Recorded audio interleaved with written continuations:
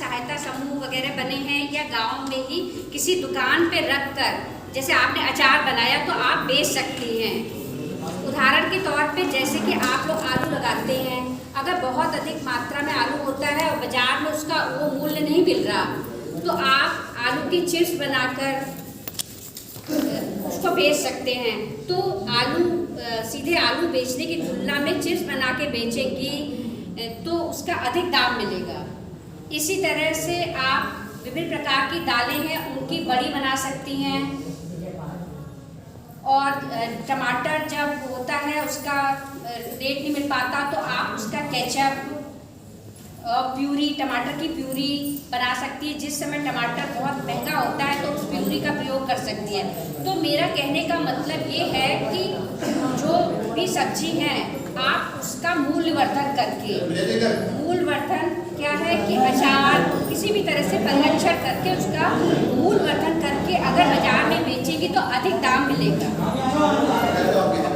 ठीक है, समय समय पे ट्रेनिंग दी जाती है कि आप केचप बना सकते हैं, अचार बना सकते हैं।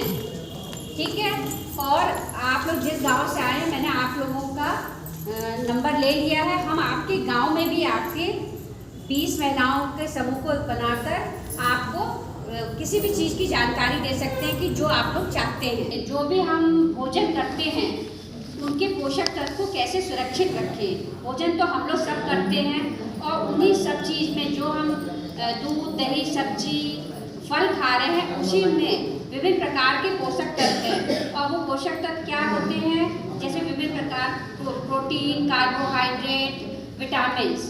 लेकिन हम किस तरह से उनका सही प्रयोग करें, जो भी फल सब्जी का उपयोग कर रहे हैं जिससे कि उसके पोषक तत्व सुरक्षित रहें। तो इसलिए हमें कोशिश करनी चाहिए कि जो ताज़ी फल सब्जी का प्रयोग करें।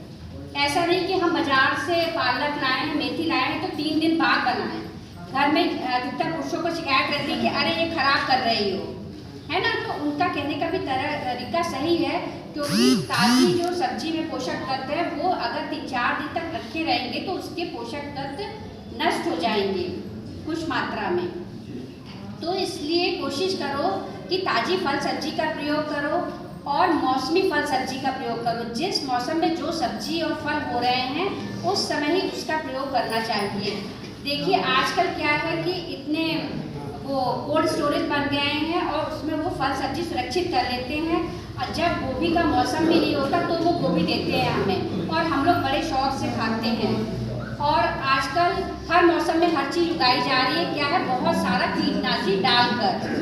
तो इसलिए हमें चाहिए कि जिस समय गोभी का मौसम है, जैसे अभी हो रही है, तो इस समय ही प्रयोग करें। अभी ही हमारे बाजार में भिंडी आ गई जो 80 रुपये किलो मिल रही, पर उसमें बहुत ज़्यादा कीटनाशी का प्रयोग करके उगाया गया है। तो जब मौसम हो अभी कुछ दिन बाद तब उसका प्रयोग करें। तो इसलिए जो भी फल सब्जी का जिस समय मौसम है उस समय उसका प्रयोग करें। जो भी हम भोजन बना रहे हैं जितना आवश्यक है उतना बनाएं। हम लोग क्या करते हैं कि बहुत सारा खाना बना लेते हैं और सुबह से शाम तक गर्म करके खाते हैं। हम लोग स्वयं कुक करते हैं, लेकिन क्या है, हम जितनी बार उस भोजन को गर्म करेंगे, सब्जी हो या दाल हो, उतना पोषक तत्व नष्ट होगा।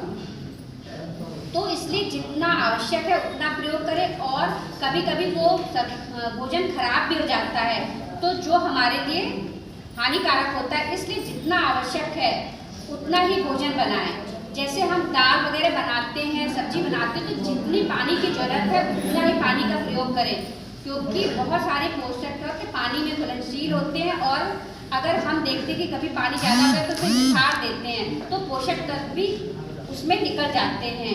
बहनें चावल बनाती हैं तो चावल का मार निकाल देती हैं, ये भी तरीका ठीक नहीं है।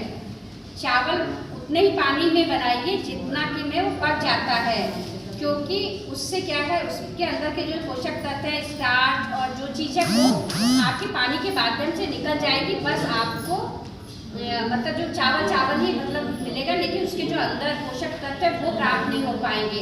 तो अगर आप चावल बनाएंगे तो एक बार बनेगा थोड़ा गीला, दूसरी बार में समझ में आ जाएगा कि कितने पानी का यूज़ करना है।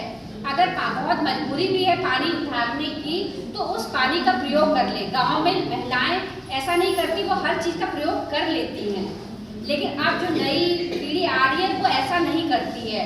तो जो भी माल निकाला है उसका उपयोग आटे में गूंथने में या लोग नमक डाल के पी लेते हैं, करना चाहिए।